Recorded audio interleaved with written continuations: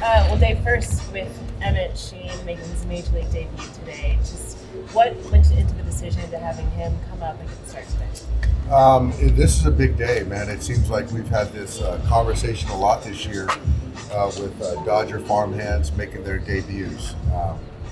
Can't remember the last time we've had so many young arms in the rotation, but Emmet, very excited, very talented. I don't think he made a start in AAA, so it's a quick ascent, but it's a big fastball. He's going to have his family all out here making the trip to Dodger Stadium, so it's exciting for not only him, his family, but the organization. What stood out to you about him in AA that made you feel that he is ready for the major league? I think the thing that stood out most is the fastball and the fastball quality. There's a lot of swing and miss in the strike zone, out of the strike zone. So he's got a changeup, he's got a slider, curveball. But what sticks out most from Emmet is the fastball. Is he here to make a full start? Is there a cap on him? I mean, you're not looking at him like a normal starter tonight. We are. He's probably, I think he's built up as a regular starter. So depending on how the game goes, how to manage it. Certainly, there's some guys today, given what we've gone through the last couple of days, that aren't going to pitch today, aren't available. So to have some length out of Emmet would be huge. You guys have had a lot of guys sort of come up and not AA. How big is that gap right now, especially with some of the, obviously a lot of different stuff going on in AA this season? You know what? I think, to be quite honest, and not to take anything away from AAA, but I would argue that the AA talent is just like AAA. Now, I think that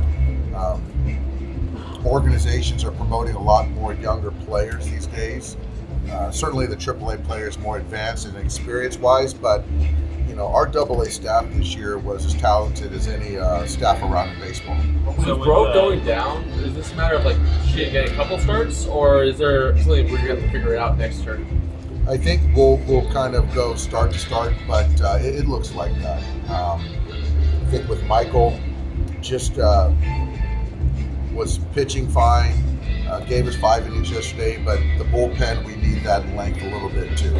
It looks like Emmet will get a couple starts, probably. It looks like that, yeah. Is it, when you say like you've had all these new guys come up, young arms come up, to be in that place, in the middle of June, is that a good thing? Is that kind of not quite where you guys wanted to be at this point? I mean, is it an added challenge when you're trying to incorporate so many young guys? Well, I don't think it's an added challenge.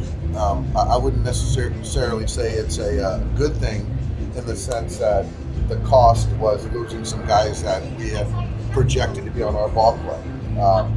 But this is where we're at, so there's certainly an opportunity for these young guys to show they can pitch at this level. So in that sense, it's a good thing. How much, like, with this group, is it trying to also project out? Like, you have a lot of these young pitchers that you're getting a chance to see, like, figuring out which ones, even by the end of this year, are going to be in a place that you can really kind of count on. I think there's some of the sort of macro looking out, but I think a lot of it right now is we're trying to find innings, and we're trying to win ball games right now, and it's more of who can help us right now and develop on the fly, and I think Bobby Miller has been a really good case study in that. Emmet didn't even go to big league camp. Like, it's just being up here, some of the stuff that sort of comes with it. What sort of gives you guys the confidence that you can sort of handle a moment like this? That's more on the player development side. Will Rhymes and his staff just kind of feeling like he can handle it. Because I will say is that having been in camp and knowing kind of the players, the coaches, certainly the familiarity you would think helps, but he hasn't had that. So hopefully just the ignorance, the naivete, the newness of it will play in his benefit. On the flip side of that, the Giants haven't seen him, and when you're weighing the decision between going to the bullpen game when they first have seen and somebody who can do like what Ross Strickland did 6 years ago, does that weigh in your... It does. It does. And again, this is a unique fastball that you guys will see today that if executed, there should be a lot of swing and miss. And for these guys to not having seen him, that should be a benefit. But again, Emmet's still got to go out there and make pitches. With Max, Just more of it was a low-grade strain, tried to go out there and run, still felt it, and sort of looking at it from the point of we've already lost days because of games and off days. So essentially, it's going to cost him potentially 3 games. So to regress, it just wasn't smart. So we made that decision. Max understands it, and it's retroactive to Tuesday. So he'll be back eligible for that Houston series. You guys think it'd be a minimum stay, or is it kind of? I think it's more minimum. He can still hit, but we'd have to run for him. So I think that he'll be ready. It's good to have Michael Grove here too, and he'll get a start at some point this weekend. Is it safe to assume it'll be Busch and Michael Taylor? Busch. Yeah. Michael Is Busch. it safe to assume it'll be Taylor and Busch at third base next week or so? Yes. Coach, I see you have the Pride hat on you. What can you tell our LGBT community about the controversy that the Dodgers went through to come to this night? I think for me, I appreciate the question. For me, this is an existential question for me.